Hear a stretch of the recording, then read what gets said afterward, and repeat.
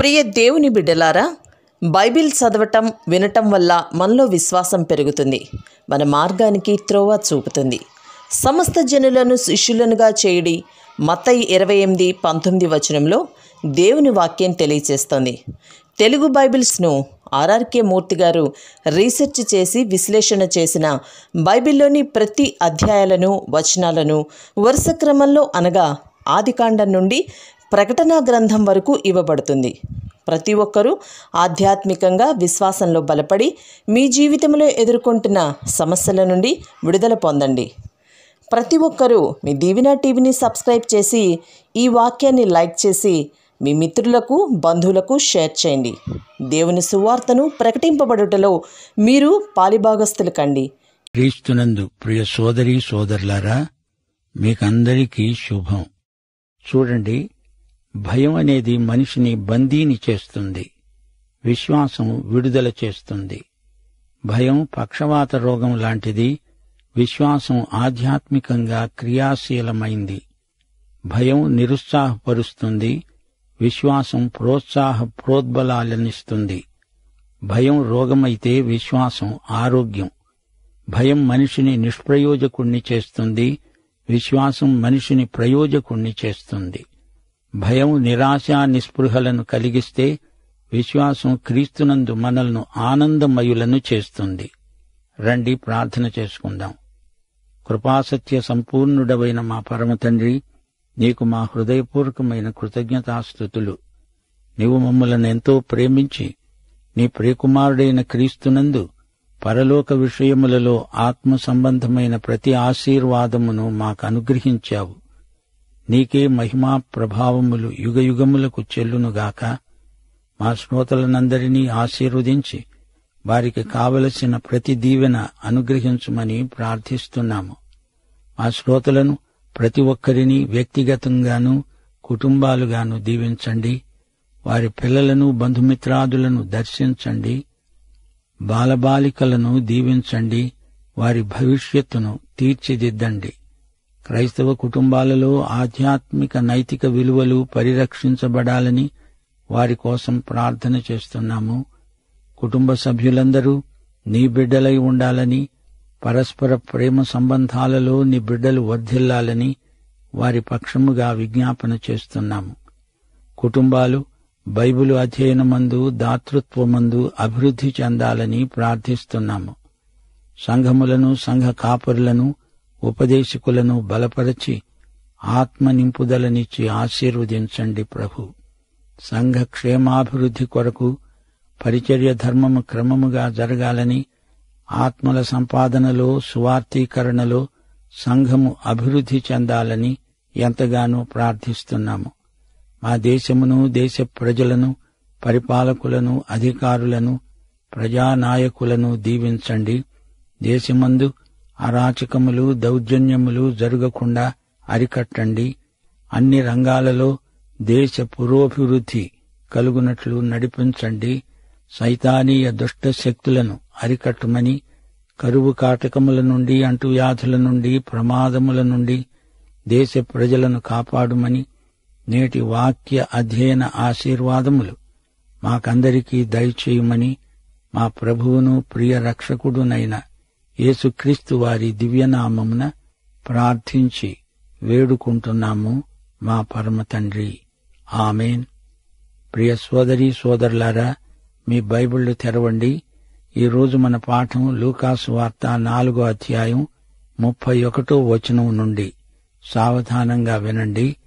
అప్పుడు యేసు గలిలయలోని కపెర్నహూము పట్టణమునకు వచ్చి విశ్రాంతి దినమున వారికి బోధిస్తూ ఉన్నాడు. ఆయన వాక్యము అధికారముతో కూడినది గనుక వారాయన బోధకు ఆశ్చర్యపడ్డారు. ఆ సమాజ మందిరములో అపవిత్రమైన దయ్యపు ఆత్మ పట్టిన వాడొకడున్నాడు. వాడు, నజరేయుడైన యేసు, మాతో నీకేమి?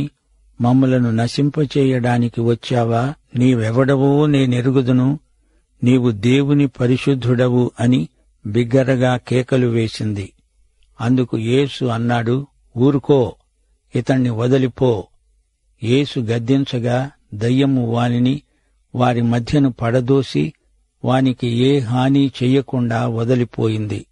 అందుకు అందరూ విస్మయముంది ఒకనితో ఒకడు చెప్పుకున్నారు, ఇది ఎలాంటి మాట?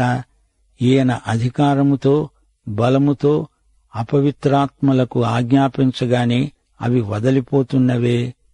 అంతటా ఆయనను గూర్చిన సమాచారము ఆ ప్రాంతములందు అంతటా వ్యాపించింది. శ్రోతలు వింటున్నారా? యేసు ప్రభువు తన సేవా కేంద్రాన్ని నజరేతు నుండి కపెర్నహూముకు మార్చుకున్నాడు. ఆయన సేవ అంతటా విస్తరించింది. ఈ వచనం నుండి ఈ అధ్యాయం చివరి వరకు ఒకే ఒక్క రోజున జరిగిన సంఘటనలు రాయబడి ఉన్నాయి. ఆయనతో ఈ రోజంతా గడిపిన వారు ఎంతో ధన్యులనిపిస్తోంది. మనం ఆత్మరీతిగా ఆయనతో ఉన్నట్లే విశ్వసించాలి. గమనించండి, కపెర్నహూము గలిలయ సముద్ర తీరాన ఉంది. నజరేతు యేసు పెరిగిన ఊరు గాని అక్కడి ప్రజలు ఆయన యందు విశ్వాసముంచలేదు. అయితే కపెర్నహూమును గురించి ఆయన అనబోతున్నాడు. లూకాసు వార్త 10వ అధ్యాయం 15వ వచనం, కపెర్నహూమా, నీవు ఆకాశము వరకు హెచ్చించుకున్నావా? పాతాళానికి దిగిపోతావు, జాగ్రత్త. కపెర్నహూము గర్వం చేత అధపతనం చెందింది. దేవుడు వెలుగు ఇచ్చాడంటే దానిని గురించిన బాధ్యత కూడా దానితో పాటే వస్తుంది. యేసు సమాజ మందిరాలలో బోధిస్తూ ఉంటే ఆయన మాటలు శాస్త్రులు పరిసయ్య గురువులు మాట్లాడే మాటల్లాగా లేవు. ఆయన మాటల్లో అధికారం ముట్టిపడింది. సమాజ మందిరంలో దయ్యం పట్టిన వాడొకడున్నాడు. ఈ రోజుల్లో దయ్యాలను గురించి తెలుసుకోవాలనే ఆసక్తి ప్రజలలో ఎక్కువవుతూ ఉంది. కొందరు దయ్యాలను పూజించే క్షుద్ర ఉపాసకులున్నారు. యేసు ప్రభువు ఈ లోకంలో ఉండగా దయ్యాలు చెలరేగాయి. ఈ రోజున కూడా దయ్యాల జోరు ఎక్కువగా ఉంది. ప్రభువు రెండో రాకడకు ఇది ఒక గుర్తే. ఈ పిశాచావిష్టుణ్ణి యేసు విడిపించాడు. సైతాను దయ్యాల ద్వారా జరిగించే నిర్వాకమే నేటి మాదక పదార్థాల వాడకం. వాటి ప్రభావం వల్ల జరిగే అమానుష కృత్యాలు ఎన్నో ఉన్నాయి. 38వ వచనం నుండి, యేసు సమాజ మందిరములో నుండి లేచి సీమోను ఇంటికి వెళ్ళాడు. సీమోను అత్త తీవ్రమైన జ్వరముతో పడి ఉంది గనుక ఆమె విషయమై ఆయన యొద్ద మనవి చేశారు. ఆయన ఆమె చెంత నిలువబడి జ్వరమును గద్దించగానే అది ఆమెను విడిచింది. వెంటనే ఆమె లేచి వారికి ఉపచారము చేయసాగింది. శ్రోతలు వింటున్నారా? యేసు మధ్యాహ్న భోజనానికి పేతురింటికి వెళ్ళాడు. పేతురత్త జ్వరంతో బాధపడుతోంది. ఏ పని చేయలేకపోతోంది. యేసు పేతురత్తను స్వస్థపరిచాడు. ఆమెది మామూలు జ్వరం కాదు, తీవ్రమైన జ్వరం. యేసు జ్వరాన్ని గద్దించాడు. జ్వరం అడవి కుక్కలాంటిది. అది వేట కుక్క. అది మనుషుల మీదికి ఎగబడుతుంది. పాపం వేట కుక్కలాంటిది. రాను రాను అది పిచ్చి కుక్క అవుతుంది. లూకా వైద్య భాషలో యేసు అద్భుతాలను వర్ణిస్తున్నాడు. జ్వరమనే కుక్కను గద్దించాడు. అది ఆమెను విడిచింది. పేతురత్త స్వస్థపడినదై లేచి చక్కగా ఉపచారం చేసింది. యేసు ప్రభువు స్వస్థపరిచినప్పుడు అది క్రమేణా వచ్చేది కాదు, అప్పటికప్పుడే వస్తుంది. అది యేసు స్వయంగా చేసిన అద్భుత క్రియ. స్వస్థత ఎలా జరిగినా దైవికమే. ఏ విధానంలోనైనా ఆయన స్వస్థపరచగలడు. ఒక ప్రత్యేక విధానానికి యేసు స్వస్థత క్రియను పరిమితం చెయ్యలేము. వైద్యుడైన లూకా ఇదే సంగతిని వ్యక్తం చేయగోరుతున్నాడు. స్వస్థపరిచేవాడు ప్రభువే. ఎలా స్వస్థపరచాలో అది ఆయన ఇష్టం, ఆయన చిత్తం. 40వ వచనం, సూర్యుడు అస్తమిస్తూ ఉండగా నానావిధ రోగముల చేత పీడించబడుతున్న వారు ఎవరెవరి వద్ద ఉన్నారో వారందరూ ఆ రోగులను ఆయన వద్దకు తీసుకొని వచ్చారు. అప్పుడాయన వారిలో ప్రతివాని మీద చేతులుంచి వారిని స్వస్థపరిచాడు. ఇంతేకాక దయ్యములు కేకలు వేస్తూ అన్నాయి, నీవు దేవుని కుమారుడవు. దయ్యాలు అనేకులను వదిలిపోయాయి. ఆయన క్రీస్తు అని వాటికి తెలిసిపోయింది గనుక ఆయన వాటిని గద్దించి వాటిని మాట్లాడనివ్వలేదు. ఉదయమైనప్పుడు ఆయన బయలుదేరి అరణ్య ప్రదేశానికి వెళ్ళాడు. జనసమూహము ఆయనను వెదుకుతూ ఆయన వద్దకు వచ్చి తమను విడిచిపోకుండా ఆయనను ఆపగా ఆయన అన్నాడు, నేను ఇతర పట్టణములలో కూడా దేవుని రాజ్య సువార్తను ప్రకటించాలి. ఇందునిమిత్తమే నేను పంపబడ్డాను. తరువాత ఆయన యూదయ్య సమాజ మందిరములలో ప్రకటిస్తూ ఉన్నాడు. శ్రోతలు వింటున్నారా? ఆయన ఆ రోజు ఉదయం సేవా కార్యక్రమం ఆరంభించాడు. సమాజ మందిరాలలో బోధించాడు, వాక్యం ప్రకటించాడు. ఇంతలోకే సాయంకాలమైంది. గుంపులుగా గుమికూడిన ప్రజల వద్దకు ఆయన వెళ్ళాడు. ప్రతి ఒక్కరినీ ముట్టాడు, బాగుచేశాడు. ఈ సందర్భంలో మత్తయి సువార్త 8వ అధ్యాయం 17వ వచనమంటోంది, ఆయన మాట వలన దయ్యములను వెళ్లగొట్టి రోగులనెల్లా స్వస్థపరిచాడు. అందువలన ఆయనే మన బలహీనతలను వహించుకొని మన రోగములను భరించాడని ప్రవక్త అయిన యెషయా ద్వారా చెప్పబడింది నెరవేరింది. యేసు చేసినవన్నీ అద్భుత స్వస్థతలే. యెషయా గ్రంథం 53వ అధ్యాయం 4వ వచనం, నిశ్చయముగా ఆయన మన రోగములను భరించాడు, మన వ్యసనములను వహించాడు. అయినా మొత్తబడిన వానిగా, దేవుని వలన బాధింపబడిన వానిగా, శ్రమనొందిన వానిగా మనము ఆయనను ఎంచాము. దేవునికి స్తోత్రం. తన ప్రజల బాధలను, శ్రమలను, రోగాలను ఆయన భరించాడు. ఆయన సానుభూతి ఎంతో గంభీరమైనది. ఇశ్రాయేలు జాతి ఆయనను బాధితుడు అంటోంది. కాని ఆయన ఎందుకు బాధపడుతున్నాడో వారు గ్రహించటం లేదు. వారి విశ్వాసం మాత్రమే కాదు, ఆయన జాలి, కనికరం, కృప, కరుణ ఆయన హృదయాన్ని కదిలించాయి. అలాంటి దేవుణ్ణి మనము కలిగి ఉన్నాము గనుక గలతీ 6వ అధ్యాయం 2వ వచనం మనకు ఆజ్ఞాపిస్తోంది, ఒకరి భారములను ఒకరు భరించి ఈలాగు క్రీస్తు నియమమును పూర్తిగా నెరవేర్చండి. శ్రోతలు వింటున్నారా? లూకాసు వార్తలో దయ్యం పట్టిన వాని సంగతి ఇదే మొదటిది. ఆ రోజుల్లో ప్రజలు దయ్యాలను గురించి ఎంతో భయపడేవారు. గాలి ద్వారా, నీటి ద్వారా, ఆహారం ద్వారా దయ్యాలు మనిషిలోకి వస్తాయని అనుమానము, భయము. మలిన పిశాచాలు, చెవుడు, మూగితనం ఇవి దయ్యాల వల్ల కలుగుతాయని ఆ రోజుల్లో ప్రజలు నమ్మారు. ఏదేమైనా దయ్యాలున్నాయి, వాటిని వెళ్లగొట్టే అధికారం ప్రభువుకు ఉన్నది. పూర్వం భూత వైద్యులుండేవారు. వారు దయ్యాలను వెళ్లగొట్టే విధానాలు చాలా భయంకరమైనవి.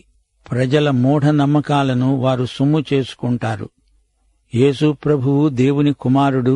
ఆయనకు దయ్యాలను వెళ్లగొట్టగల అధికారమున్నది. యేసు గద్దిస్తూ ఒక్క మాట అంటే చాలు, దయ్యాలు పారిపోయాయి. ప్రవక్తలు యెహోవా ఈలాగు సెలవిస్తున్నాడు అని దేవుని అధికారాన్ని ప్రకటించారు. గాని యేసుదే ఆ అధికారం. నేను చెబుతున్నాను, దయ్యమా పో అంటే దయ్యం గజగజ వణుకుతూ పారిపోయింది. యేసు వ్యక్తిత్వం, అధికారం రూపుదాల్చినది. యేసే సమస్తాధికారము గల ప్రభు. యేసు జీవాధిపతి. యేసే దేవుడు. ఆయన దయ్యాన్ని గద్దించాడు, పేతురత్త జ్వరాన్ని గద్దించాడు. యేసు చేసిన స్వస్థత శాశ్వతమైనది, దానికి తిరుగులేదు. రోగం తిరగబెట్టదు. యేసు సమాజ మందిరము నుండి రాగానే పేతురత్తగారి జ్వరం. ఆయన అలసిపోయినా, అది భోజనం చేసే వేళ అయినా యేసు ఆ రోగికి పరిచర్య చేశాడు. రోగాన్ని, తీవ్ర జ్వరాన్ని గద్దించాడు. ఆమె ఒక్క త్రుటిలో స్వస్థత పొందింది. సమాజ మందిరంలో దయ్యాన్ని పారద్రోలాడు. ఇంటిలో జ్వరాన్ని వెళ్లగొట్టాడు.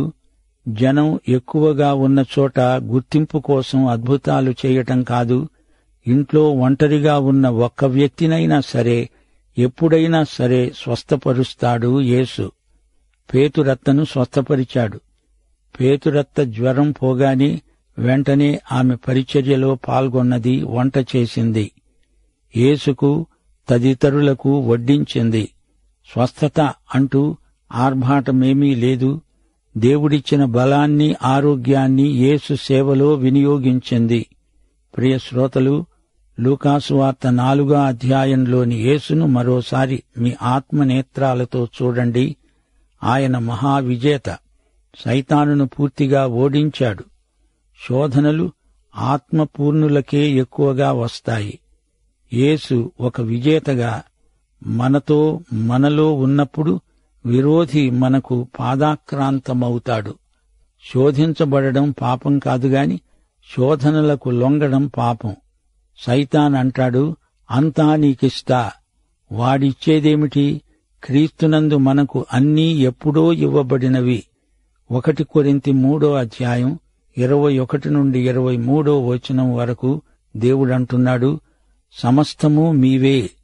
లోకమైన, జీవమైన, మరణమైన, ప్రస్తుతము ఉన్నవి అయినా, రాబోయేవి అయినా సమస్తము మీవే. మీరు క్రీస్తువారు, క్రీస్తు దేవునివాడు. సైతాను నీకేదో ఇస్తానంటే నమ్మకు. వాడిచ్చేదీ లేదు, నీవు పుచ్చుకునేదీ లేదు. మోసగాడి మాటలను తిప్పికొట్టడం యేసు దగ్గర నేర్చుకోవాలి. ఈ 4వ అధ్యాయంలో యేసును ఒక మహాబోధకునిగా లూకా మనకు చూపుతున్నాడు. ఆత్మబలం మనకుంటేనే కాని మనం ఆధ్యాత్మిక పోరాటంలో గెలవలేము. యేసు మాట విననివారు దేవుని కృపను నిరాకరించి నిత్య శిక్షను కొని తెచ్చుకున్నవారవుతున్నారు. యేసు ఈ అధ్యాయంలో స్వస్థపరిచే పరమ వైద్యుడుగా మనకు సాక్షాత్కరిస్తున్నాడు. అధికారము గల మాట చేత యేసు సమస్త రోగములను పారద్రోలాడు. అశేష ప్రజలకు ఆధ్యాత్మిక శారీరక ఆరోగ్యం అనుగ్రహించాడు. రహస్యమందు సైతానును గెలిచి బహిరంగంగా సైతానును ఓడించగలం. ఇంట గెలిచి రచ్చగెలవాలి. దేవుని వాక్యము బోధించడమే ఆయన ముఖ్య పరిచర్య. అయినా రోగులపై జాలి, సానుభూతి గలవాడై ప్రభు రోగులను బాగుచేశాడు. అక్కరలో ఉన్న వారిని ఆదరించి పరామర్శించాడు. మనం కూడా యేసు అడుగుజాడల్లోనే నడుస్తాము. యేసు నామమున మనం ఎంత గొప్ప కార్యమైనా, ఎంత మంచి కార్యమైనా చేయగలం. శ్రోతలు జ్ఞాపకముంచుకోండి, యేసు 40 రోజులు ఉపవాస ప్రార్థనలో ఉన్నాడు. ఆదికాండం 7వ అధ్యాయం 4వ వచనం. నోవహు కాలంలో జలప్రళయం 40 రోజులు. నిర్గమకాండం 24వ అధ్యాయం 18వ వచనం. మోషే కొండ మీద 40 రోజులు ఉపవాసమున్నాడు. మొదటి రాజులు 19వ అధ్యాయం 8వ వచనం. ఏలియా 40 రాత్రింబగళ్లు ప్రయాణం చేసి హోరేబుకు నడిచి వెళ్లి అక్కడ ఒక గుహలో దాక్కున్నాడు. యోనా గ్రంథం 3వ అధ్యాయం 4వ వచనం. యోనా తీర్పు ప్రకటిస్తూ అన్నాడు, ఇక 40 దినాలకు నీనెవె పట్టణము నాశనమవుతుంది. ఇశ్రాయేలీయులు ఈజిప్టును విడిచిన తరువాత 40 సంవత్సరాలు అరణ్యయాత్ర చేశారు. యేసు ప్రభువు సైతాను అస్త్రాలకు మహాస్త్రాలను సంధించాడు. యేసు ప్రభువు ద్వితీయోపదేశకాండం 6, 8 అధ్యాయాలలోని వచన బాణాలను సైతాను మీదికి విసిరాడు. యేసు మనసులో గతంలోని ఇశ్రాయేలు అరణ్య ప్రయాణం ఉంది. అరణ్యంలో దేవుడు ఇశ్రాయేలీయులకు మన్నా ఆహారం పెట్టాడు. గాని యేసు అరణ్యంలో ఏమీ తినకుండా ఉపవాసమున్నాడు. దేవుని వాక్యమే మనల్ని బ్రతికిస్తుంది. యేసు సైతాను ఒత్తిడికి లొంగలేదు. దేవుని ఆరాధనమే దేవుని బిడ్డల ధనం. మహిమకు అర్హుడు యేసే. సైతానును ఘనపరిచే ఆలోచనే నశించాలి. యేసు శిలువ మరణం పొందాక గాని మహిమపరచబడడు. సైతాను యేసును ఎలాగైనా శిలువ వేతకు ముందుగా చనిపోయేటట్లు చెయ్యాలని చూచాడు. యేసు సేవా కార్యక్రమాన్ని, అందలి కాల నిర్ణయాన్ని తారుమారు చెయ్యాలని సైతాను విఫల ప్రయత్నం చేశాడు. యేసు ఎప్పుడు, ఎక్కడ, ఎలా చనిపోవాలో తండ్రి ఎప్పుడో నిర్ణయించాడు. సైతాను దాన్ని తప్పించలేడు. యేసు సైతానీయ శోధనను జయించాడు. శ్రోతలు వింటున్నారా? యేసు గలిలయ ప్రాంతాలలో సేవ ఆరంభించాడు. యేసు తానే మెస్సియాను అని బహిరంగంగా తనను తాను పరిచయం చేసుకున్నాడు. యూదులు తిరస్కరిస్తే సువార్త అన్యులకు అందించబడుతుంది. బాప్తిస్మం సమయంలో పరిశుద్ధాత్మ యేసు మీదికి దిగిరావడము, పరిశుద్ధాత్మ నడుపుదలలో యేసు శోధనలను జయించడము, యేసు ఆత్మ బలంతో సువార్త ప్రకటించటము గమనార్హం. ఆత్మశక్తే మన విజయ రహస్యం. వాగ్దానము చేయబడిన దేవుని రాజ్యాన్ని స్థాపించేవాడు యేసే. ఆయన మొదటి రాకడ ప్రతిదండన సమయము కాదు, అది రెండో రాకడలో జరుగుతుంది.